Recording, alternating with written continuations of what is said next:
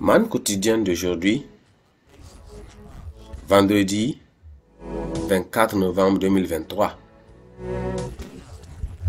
Thème: où est l'honneur qui lui est dû? Où est l'honneur qui lui est dû? Malachie 1, chapitre 1. On a parti du verset 6 à 14. Un fils honore son père et un serviteur son maître. Si je suis père, où est l'honneur qui m'est dû? Si je suis maître, où est la crainte qu'on a de moi? Dit l'Éternel des armées, à vous, sacrificateurs, qui méprisez mon nom et qui dites: en quoi avons-nous méprisé ton nom? Vous offrez sur vos autels des aliments impurs et vous dites: en quoi t'avons-nous profané? C'est en disant: la table de l'Éternel est méprisable. Quand vous offrez en sacrifice une bête aveugle, n'est-ce pas mal? Quand vous offrez une boiteuse ou infirme, n'est-ce pas mal? Offrez-la donc à ton gouverneur. Tu recevras-t-il bien? Te fera-t-il bon accueil? Dit l'Éternel des armées. Priez Dieu maintenant pour qu'il ait pitié de vous. C'est de vous que cela vit. Vous recevra-t-il favorablement? Dit l'Éternel des armées. Lequel de vous fermera les portes pour que vous n'allumiez pas en vain le feu sur mon autel? Je ne prends aucun plaisir en vous, dit l'Éternel des armées, et les offrandes de votre main ne me sont point agréables. Car depuis le lever du soleil jusqu'à son couchant, mon nom est grand parmi les nations, et en tout lieu, on brûle de l'encens et à l'honneur de mon nom, et l'on présente des offrandes pures, car grand est mon nom parmi nous, parmi les nations, dit l'Éternel des armées. Mais vous les profanez en disant: la table de l'Éternel est souillée, et ce qu'elle rapporte est un aliment méprisable. Vous dites: quelle fatigue, et vous le dédaignez, dit l'Éternel des armées. Et cependant, vous amenez ce qui est dérobé, boiteux et infirme. Et ce sont les offrandes que vous faites. Puis-je les égarer à vos mains, dit l'Éternel? Verset 14. Maudit soit le trompeur qui a dans son troupeau un mâle et qui vous a sacrifié au Seigneur une bête chétive. Car je suis un grand roi, dit l'Éternel des armées, et mon nom est redoutable parmi les nations. Le verset clé, c'est le verset 6. Un fils honore son père, et un serviteur son maître. Si je suis père, où est l'honneur qui m'est dû?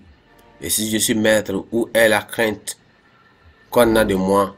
Dit l'Éternel des armées, à vous, sacrificateurs, qui méprisez mon nom et qui dites: en quoi avons-nous méprisé ton nom?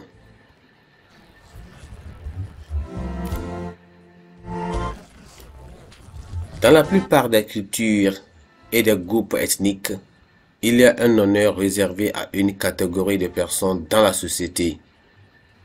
L'on donne plus de respect aux dirigeants, aux parents et aux aînés. Ce respect est vu non seulement dans la manière de saluer et d'aborder ces personnes, mais aussi d'une manière générale dans la façon de les traiter. Par exemple, quand on veut offrir un cadeau à un dirigeant, on est tenu de lui présenter le meilleur, peu importe le statut du donateur. Si l'on traite des mortels avec tant de respect et d'honneur, Dieu mérite mieux. Selon le test, les enfants d'Israël semblent avoir perdu tout respect et l'honneur pour Dieu. La situation était aussi très triste que même les sacrificateurs et les dirigeants traitaient Dieu avec mépris. Ils foulaient aux pieds les lois de Dieu et ne lui accordaient aucune considération en tant que père. Ils ont désacralisé l'adoration de Dieu et ont offert des animaux avec des imperfections sur l'autel, donnant ainsi à Dieu ce qui est de leur superflu, ce qui n'est pas assez bien pour les rois et les dirigeants humains. Ces actes de profanation et manque de respect déplurent à Dieu et il les maudit. Ces actes de déshonneur et de manque de respect envers Dieu sont encore remarquables de nos jours.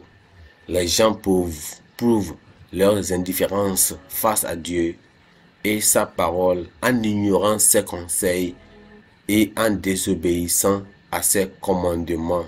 Même dans l'adoration, plusieurs déshonorent Dieu.